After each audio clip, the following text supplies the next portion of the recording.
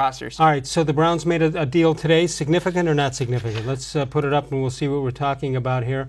The Browns and the Bills have agreed to a trade. Wyatt Teller comes here, 6'5". He's a big guy, 6'5", 308.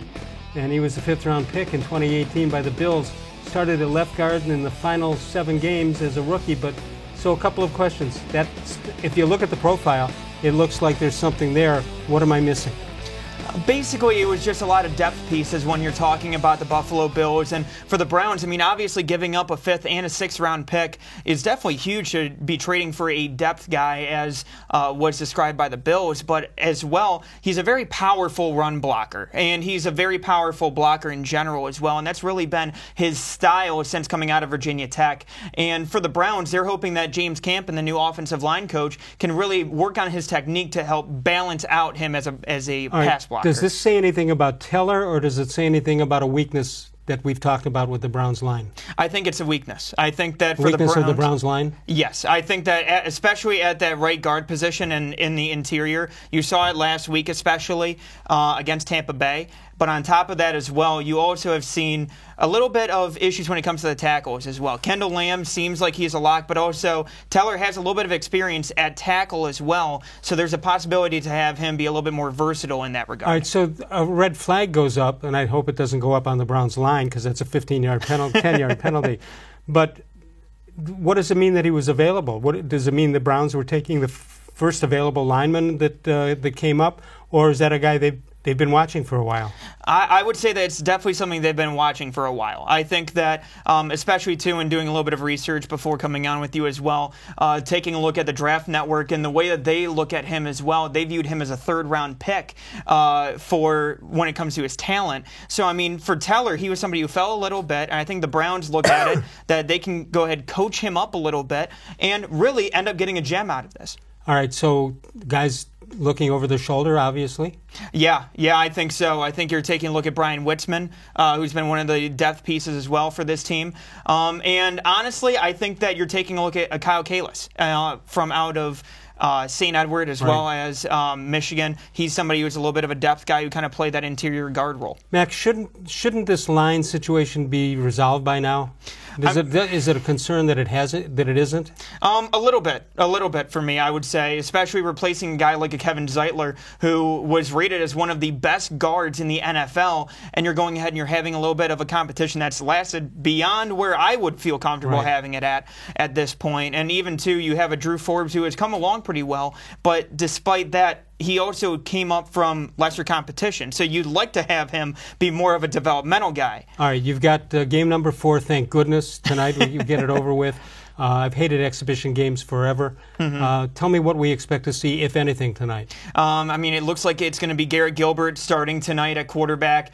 You shouldn't see any of the starters, but a lot of what you're going to see tonight is going to be film for guys who might be roster pickups on other teams, like we mentioned. And on top of that, too, there's also still the last few spots at wide receiver. I'm taking a look at the cornerbacks and even safeties as well for some of those depth guys and depth pieces on this team. And on top of that, too, I think that you're also looking at some of the defensive line pieces, because this is one of the deepest positions on this team. There will be guys who could possibly be starters. You're looking at Trevin Coley, who started most of the season last year, who could be cut after this game. So you're looking at a lot of depth pieces on this team that really can make an impact elsewhere. I didn't hear you mention Braxton Miller. Braxton Miller is another one who's interesting. When we're talking about the wide receivers, he's somebody who I've kept my eye on, and really, especially after the Jalen Strong cut, he's somebody who you have to watch, especially tonight, especially because of the fact that he adds more in the special teams aspect. Do you think there's anything to it that they released Strong 2 or 3 days earlier than they had to or wanted to do, so they could give a chance to Braxton Miller, or am I off on that thinking? I think that for the Browns, it was, especially after that Tampa Bay game, I think when he was not good. Strong. Yeah, I think that the issue that he had was separating from the defensive backs. And not only that, too, you also look at the fact that when it comes to Freddie Kitchens, he's talked about he's going to focus on not only the offense, but also special teams. That will be a focus for this team. And Jalen Strong did not offer anything in that regard when we talk about special teams. Braxton Miller, however, has a little bit of experience when it comes to as a return man, and he could offer more in that regard as well. If it's not him, if it's not Braxton Miller, who is the return man? Is it Giuseppe? I don't know if it's Giuseppe.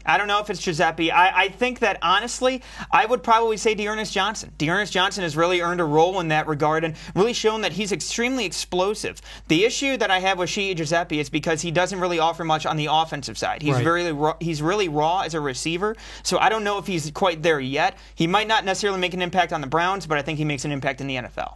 Well, is he a candidate for the practice squad, or is it more release him and somebody else might give him a shot? I think somebody else is going to give him a shot. I think that there's other teams in the NFL that need a return man that really, you could see that opportunity going over to him, contrary where you don't necessarily need him to perform on offense, and basically using that as well as the great story that he has as well. Well, he's a great story, and the Browns did their obligation on this, if there was an obligation. It's a great story all around. Yes, absolutely. But it doesn't have to go further than this. Yeah. For the Browns, it doesn't have to go forward, but at the same time, I do think that another NFL team picks him up. Do you think the Browns have been working on this play where Braxton Miller catches the ball at the 5, runs out to about the 25, turns and throws it all the way across the field to the wide open guy in front of the Browns bench, hopefully wearing an orange helmet? Oh yeah, no, of course. I think that they have him working on that right now in place of Odell Beckham, because I think that that's going to be what you end up seeing in the season. Right.